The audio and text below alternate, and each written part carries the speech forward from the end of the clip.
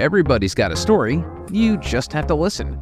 Hola, I'm Joe Pardavila, and this is Good Listen. Today, Michael Dueñas tells his story. Now, Michael will make anyone feel like a total slacker. He's a celebrity hairstylist, actor, husband, father, and even runs his own Airbnb.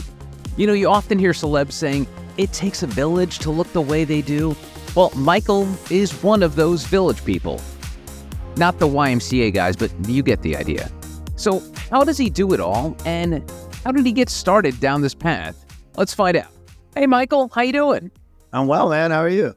I'm excellent, but I feel like I'm refreshed next to you because if you look at the number of things that you do in your life, it's pretty exhausting. I don't know how you do it, but let's start first with, I guess, in your DNA, your genes, you're a hairstylist. Like that, feel like that's where I kind of came across you. You're like sort of the hairstylist of the stars, but can you talk, and it's going to be the most random question to get today.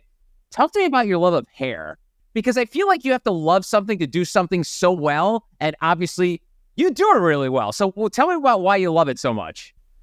So for me, hair can change the way someone feels about themselves, how they're perceived, their confidence in every aspect. You can make someone almost feel like they are a different person. My mom raised me as a single mom, and when she got her hair done, she walked out into that world like she was ready to take it over.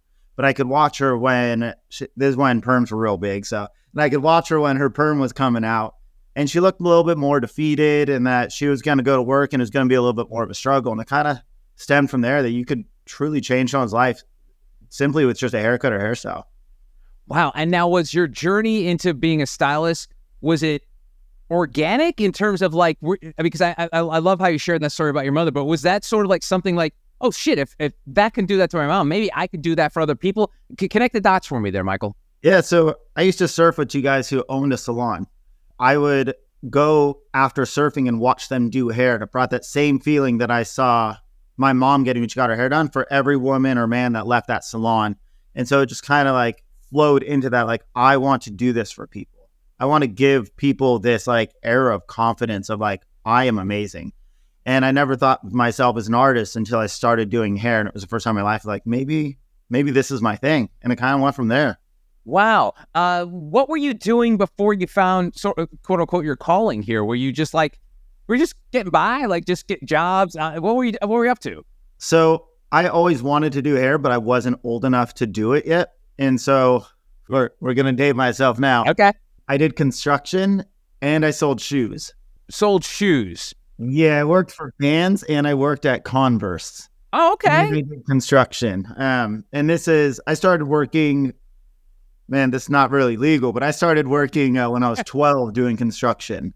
And then I got my first job with a worker's permit at, I want to say it was 14. I started working at Converse and Vans at the same time. As soon as I was 16 and a half, I was able to get hired by a salon, and I started as a receptionist, but I was assisting at the same time as I was a receptionist. Take me back to that 12-16 gap. Why? Was it because of financial struggles? Was it just part of who you were? Tell me about that. Financially, my father had passed when I was really young, and so my mom was trying to do everything on her own.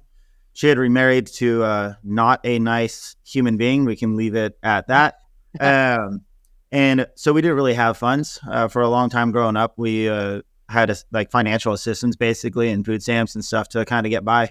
And I didn't want that life. I wanted different things. So started working basically as soon as I could so I could build a future for myself and help my mom out as much as I could. Same thing that my brother did too. Wow, that's great. What a great story. So let's make the jump from surfer hairstylist to then becoming a Hollywood hairdresser to, if you go to Michael's Instagram, it's just loaded with a bunch of celebrities you work with. Can you describe that jump? Yeah, I was working at a salon, and I'll give it like the quick synopsis basically because I feel like it's the world's longest journey. I was working at a salon and got hired by a hair care company to do education for them. And that's when I kind of realized like, whoa, there's more than just working in a salon. And I started traveling around teaching classes all over the US for them. And then I started looking at magazines a little different, like how are people getting their names in the spine of a magazine? It's when there wasn't really internet to go on and look how people do stuff. And I would open up and I'd read everybody's name and be like, represented by, what does that even mean? Turns out it was an agency who represented this hairdresser. So I started teaching, started really wanting to do that. My then roommate, after about 7 years of teaching, my roommate that I lived with in Lower East Side in New York was a makeup artist, and he did everything that I wanted to do. And so he's like, look, you have to build a portfolio. And so I just started doing photo shoots for free, like everything you can imagine. I worked in the salon 5 days a week and then did photo shoots after work and on the weekends when I wasn't actually working in the salon, just building a portfolio. And I started building it up as much as I can to where other photographers like, hey, you worked with so-and-so, can I hire you? And it was like this cool feeling, like it organically started happening. And my roommate started booking me on fashion shows. So my very first fashion show that I led a team was actually JCPenney at the Herald Square Mall in New York, if you know where that is. Yeah, of course. And, I was like, I couldn't wrap my head around that I was doing a JCPenney fashion show. Now I laugh about it. But it was like my foot in the door. And so a few more photographers heard about me. And so I was able to build my book more and more. And so one day I brought it to an agency. It's when you had to print out a portfolio, leather bound. It was from this place called House of Portfolios. And I had 9x11 papers in it. Like I spent hundreds and hundreds of dollars printing out my photos, and then the portfolio itself, I still have it. It's like a leather bound book, and it was like $700. Wow. And at the time, I was like, I can't believe I'm spending this, but let's try. I went to this agent, and he liked my work. He's like, we can see what you can do. And it was just like, oh my gosh, someone wants to work with me. And the very first client that he booked me with was Mariah Carey. And I couldn't even wrap my head around it. And I was like, I'm going to go do Mariah Carey right now. And I was at the salon, and they wanted me there. I want to say it was 3:00 in the afternoon, and this was 9 a.m. at the salon. And I went and I told the owner of the salon I was going to do Mariah Carey, and he was furious that I was going to leave the salon. Wow. Granted, people booked me out like 6-7 months in advance. I did like 16 people a day, and I was like, I don't care. I was going to make way less money doing Mariah Carey than it was my clients in the salon, but I knew what path I wanted, where I wanted to go. I ended up leaving early that day. I did Mariah.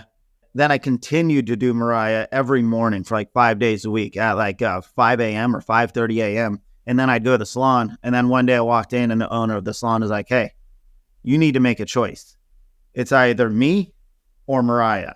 And I just looked at him and I said, Mariah. And I walked out of the salon. And that was the last day I ever worked in a salon. And that was 15 years ago almost. Michael, we got to go back a little bit because you went from spending all your hard-earned money on making this portfolio, you're doing free gigs, and then you're working for like one of the biggest pop stars in the world.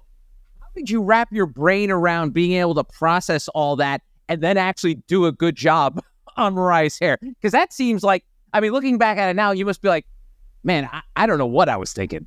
I didn't know what I was thinking. I had no idea what I was doing. It was the scariest thing I had ever done. I had no idea if I did a good job on her or not, or if she was just booking me because the agent, but I was happy that I was doing it. I went from making very, very good money to, when I went freelance, asking my roommate to help me cover rent.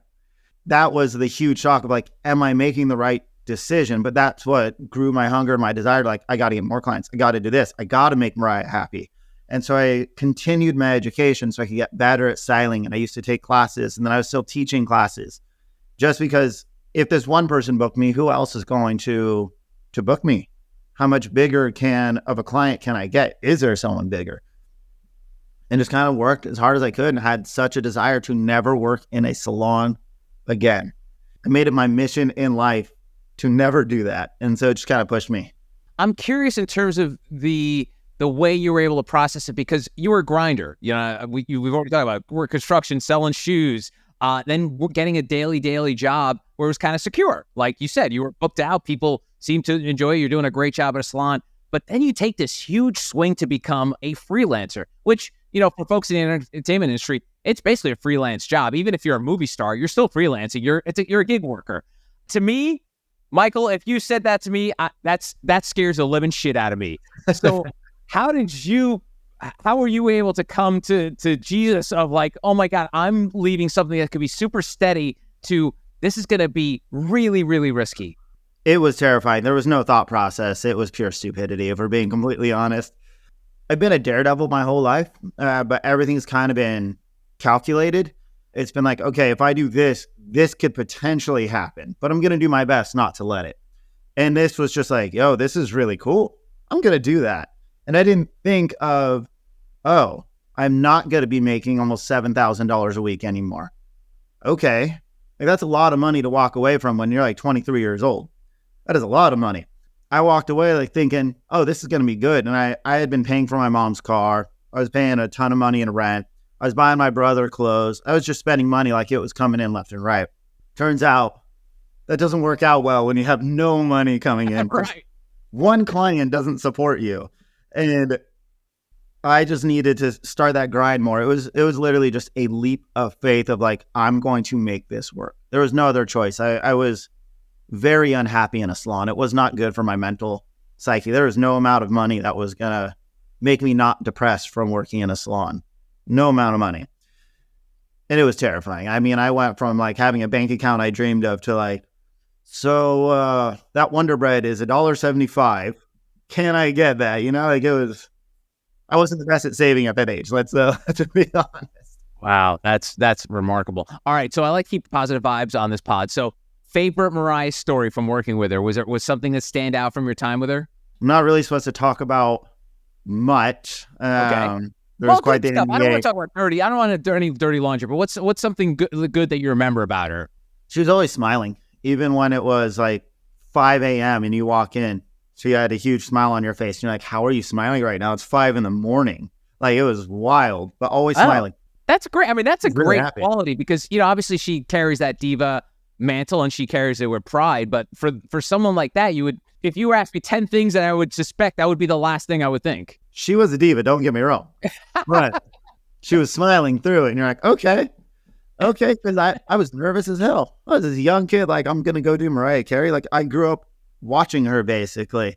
Saw her house on Cribs, and then I'm in this house. And I was like, oh my gosh. So did you cut her hair in the bathtub? Because I remember that was her big thing. She had like that huge bathtub, right? Yeah. No, she actually had a salon in her house. Of course.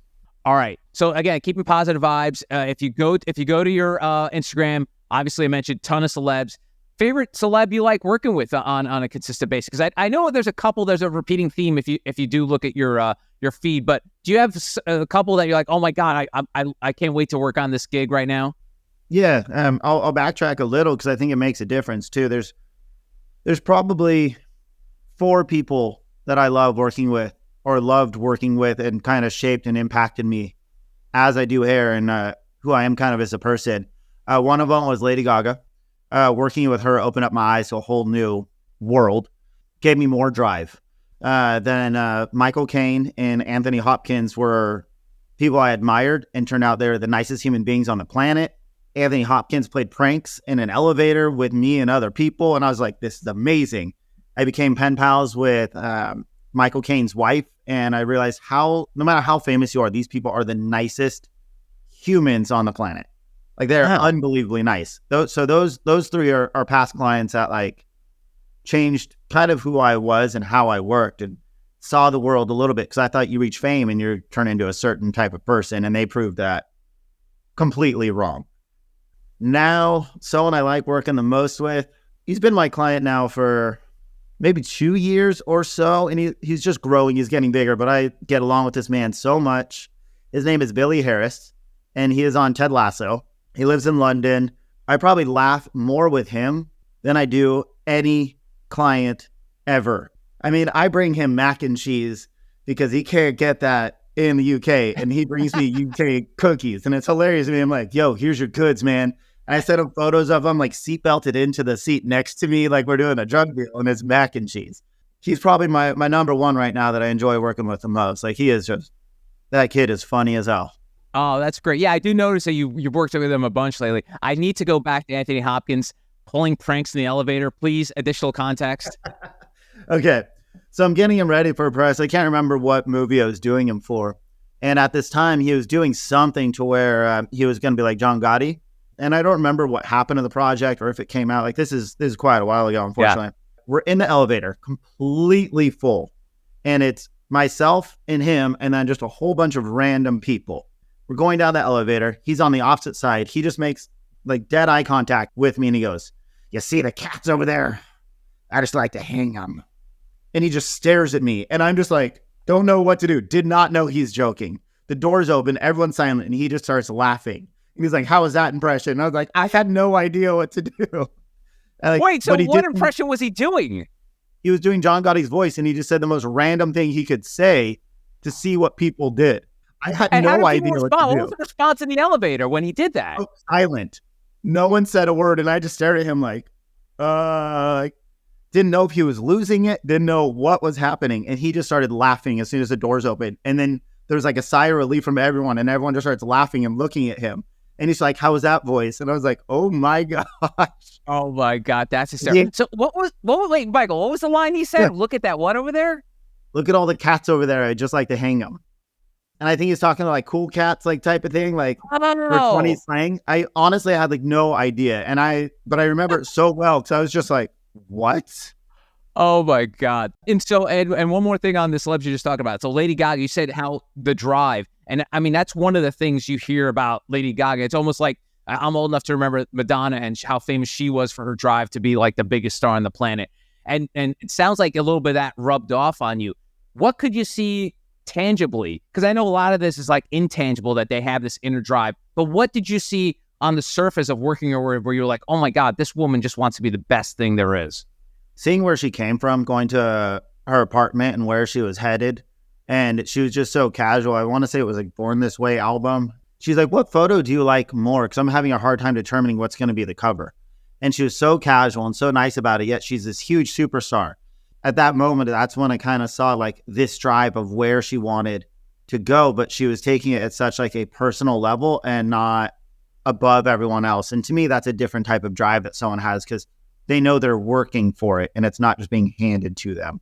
And I was like, okay, I get this. Like, it was this thing of like, I'm not just going to keep getting clients handed to me. Like, I really have to work to where I want to go, because you wouldn't be asking me this. You would just be having your other people do it. You wouldn't have a hand in it. You could care less. And she didn't have a crazy fancy apartment. Like, she was living like a quote unquote normal human. Yeah. She was this mega star. It was humbling at the same time. And like, this is where drive gets you. This is doing it right. Wow. And it's so funny. Like, I think that was like her follow-up, that Born This Way album was huge. It was coming off like Let's Dance and all that other stuff. And here she is talking to her hairstylist, who probably she barely knows, and trying to get her opinion. That's pretty remarkable. It was cool. That honestly like made me shift the way I thought of like being higher than someone else, or thinking things are going to come to you because you have a big name. Like, we're all on that same page working hard to make it. And there's others who just work harder and appreciate it instead of just like, I worked hard, now I have this. That's great. That's fantastic. Thank you so much for sharing those. And like I said, I don't want to get dirt or anything like that, but I want to get good stuff. So thank you very much for sharing that. And you mentioned the fact that you've worked with men and women. And so me not being the expert in the field, is that common in the celebrity hair game that people do multiple genders and stuff? There's not a lot of males who do, we call it grooming. So there's not a lot of guys who do grooming. So I do like males' makeup and their hair. There's definitely a lot of females who do it. They do men's makeup, women's makeup, and hair. So it is common to work with both sexes, but not necessarily common for a male to be doing it. Okay, cool. Yeah, I was just curious. Another thing too, I mentioned at the top that how busy you keep yourself. And additionally, to all these celebrities you work with on a daily basis, you're bringing illegal macaroni and cheese to England. You also act. How are you able to fit this all in? I'm a busy man, and my agent has patience for me. I'm not allowed to say no to auditions, or he'll drop me. I get it. He's got tons of people. So I say yes to everything, and I just kind of fit that time in whenever I can, because acting is unbelievably fun for me. I get to disconnect and be someone else, and I love it. It's a whole different side that I didn't get to be on for a long time. And I had to take public speaking classes, and I took acting classes for to be an ambassador for different brands, because I was on camera a ton. And I decided to actually do something with that. If I'm not on camera for a brand, why do I have these skills if I can't utilize them? So kind of went from there. That's so cool. I like to share the story that, Chris Evans, Captain America, when he wanted to break into Hollywood, he got an internship at a casting director's office so he can learn about how to get gigs, and which was a brilliant move. And I think it worked out pretty well for him. What did you learn from working with actors on sets, working them on gigs, that help you now as an actor today that you probably wouldn't have known if you hadn't been a hairstyle/groomer? Ooh, that's a good one. I want to say canceling out all the noise around you so you focus just on who you're supposed to be. Because there's so many times I'm laughing and giggling like a child with my clients, and they're like, I need 10 minutes before I go out. And everyone clears out, and they come out almost like a different person because you have to fully shift your headspace. And before, I would be in a conversation like this and then be like, okay, and then try and deliver what it's supposed to, and it wouldn't come out right. So I think shifting off exterior noises is the biggest thing. And there's people who can do it in a millisecond, and there's others who need 30, 40, 2 days. Like, it's kind of wild to see the shift in someone's mentality with that. Wow, that's so cool. All right, and then another thing is you also have an Airbnb. The Airbnb is pretty chill. I was fortunate enough to have good contracts. My wife works really hard too, and so we wanted to make it so we can retire and have a decent life. And so we picked up another property. I know how to work on things, so I did a ton of work to it. And now renting it out just to see where it goes. Passive income can be life-changing. You would think you make a ton of money on Airbnb, even though we're almost completely booked. It covers the mortgage and the bills because people don't care about your property on Airbnb. So you're constantly fixing things.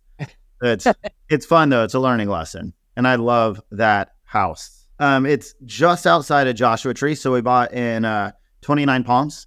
If you're familiar with that, it's right by the main entrance to the Joshua Tree National Park. The house exterior is like 1950s Art Deco. Inside is very boho chic with a mix of like mid-century basically. So it's all neutral tan palettes.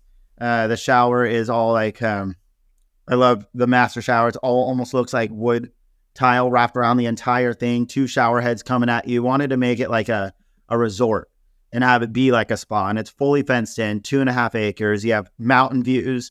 You have crazy city light views because it's kind of perched on a hill. No neighbors around. Massive, massive pool, the waterfall. Like the place is just unbelievably cool. Unbelievably cool. I want to stay there so much, but I can't because it's booked out so often. And on top of all of this other stuff, you're a dad. I am a dad. I love that kid. To the people out there, because I know for years, oh, look at that beauty. For years, it was always like you would ask women, how do you balance being a mother? And now it's bullshit because now we all have to balance it. But tell me about, as a dad, balancing all the stuff we just talked about, hanging out with Anthony Hopkins, doing Lady Gaga's hair, running an Airbnb, having your acting career going, and you're also a father. It's hard. I love my kid, but when she comes home from school, everything else stops and it's all about her because I don't want to be that parent who works so much I don't get to see her. I don't want her to have memories of my dad was working, my dad was doing this. I want it to be my dad is fun, my dad does this, my dad does that. And so no matter what, work stops when she comes home. If she goes to bed or when she goes to bed, if I have more stuff to finish, I'm going till midnight, doesn't matter, and then wake up at 6. Like it's about her. I want her to be the best human that she can be, and she's going to get that love and respect from me and not just push her aside for work because everything else in life comes second now. Everything. That's great. And it's kind of sad because you see this sort of cycle repeat of shitty parents because, a person has shitty parents, so they're going to become a shitty parent, and it just going on and on. It seems like you've done a concerted effort to stop that cycle. My mom was amazing. Stepdad taught me what not to do. So I'm like, cool, I'm doing this for you, kid. I am a weird, silly dude. And that goes great with children. I'm like, this is perfect. I turned into a 6-year-old with her. And it is fun. Like I'm trying to build the future so she doesn't have to really work hard. I want her to be able to do what she wants, the career that she wants, or the art that she wants, not that she has to. So I'll do everything I have to so she could do what she wants. That's so cool. So you've got all this. Looking back at the road you've traveled from 12 years old to now, Is this the life that you wanted when you went to your hair salon boss and be like, hey, listen, I can't do this anymore. It's not good for my mental health. I need to do this. I need to pursue my dreams. If you can like rewind back to that moment, is this the life you envisioned having at that time when you handed in your resignation to your boss? Yes and no. I didn't think I would be at this point in my life with the things that I have accomplished. I didn't really know that was feasible to do. So I'm still kind of shocked that I've done these things. So weirds me out. But I also thought there would be a lot less work because you're just working with one or two clients, traveling the world, doing everything. You're like, cool, this is chill. I'm doing this. I didn't realize it's a grind. And I wouldn't have it any other way, though, because I get unbelievably bored. If I knew that this was going to be the life I had, if I left the salon, I probably would have stayed at the salon for another like 5-6 years and built up a savings account. So I didn't have a downtime in between. I've accomplished more than I ever thought I would, but it's been a lot harder than I thought it would be too. Nothing came easy. Let's press the fast forward button. It sounds like you're totally devoted to that kid. You want her to be the best person she could be, have it as easy as possible. What's the next, 5-10 years looking like for you? I have a formulation company with a partner. We make and create clean beauty products and ingredients for other brands. My thing with that is to kind of get that bigger and bigger and bigger as we're building out our manufacturing facilities now and creating products that have never been made for brands that come to us. And that's fun. I kind of went back to online school, you could put it that way. And I learned how to do full 3D renders, how to make labels and all the nuances when it comes to FDA and making ingredients and getting things done. So I'm using that skill set, and I'm hoping in the next 5-10 years that is just going off so I can help clean up the beauty industry. And that's kind of where I see myself headed. All right. So if someone accidentally comes across this podcast and they see, ooh, celebrity hairstylist, I want to be a celebrity hairstylist. Obviously, the game's changed now. You don't have to spend $800 on that leather binder anymore. But what kind of advice would you give to the next gen of stylists out there, hair groomers, what have you, in terms of like getting into the game now? Oh, it is so different now with Instagram, TikTok. Be genuine and build your socials around who you are and the hair you do. There's enough that pretend to be someone else when they're on set, and you can kind of see through all that, and clients and publicists don't want that. But if you are yourself and you do good work, you're going to go further than 99% of the people who are doing this. But it is a grind. Build your book and only put in images that you are unbelievably proud of. No room for filler. It also saves some money too, right? That's probably what Yeah, exactly. His name is Michael Dueñas. Michael, thank you so much for the time. I really appreciate you sharing those stories. And, I'm so incredibly proud of you because I think we first met during the pandemic. You took the initiative to help out folks in the hair and beauty industry that were out of jobs because of the pandemic. And just to see how you've grown and the number of things that you do, like I said, it's pretty exhausting trying to keep up with the number of things you're up to. But I think you're a roadmap for folks who really want to break into whatever field they want to, that, there's a grind, there's a price you have to pay, but at the end of the day, you have to be yourself. Exactly. That's the only way you're going to make it in this world now. Everyone sees through everything else. Awesome. Thank you, Michael. Thank you. And that's today's Good Listen. I'm Joe Pardavila. You can always connect with me on X, LinkedIn, and Instagram at Joe Pardavila or TikTok at jpardavila. If you want to reach out, feel free to shoot me an email at joepardavila@protonmail.com and tell me your story. Lastly, if you can, please leave a 5-star review on Apple or Spotify and hit subscribe so you don't miss any new episodes. Thanks for listening. Until next time, adios.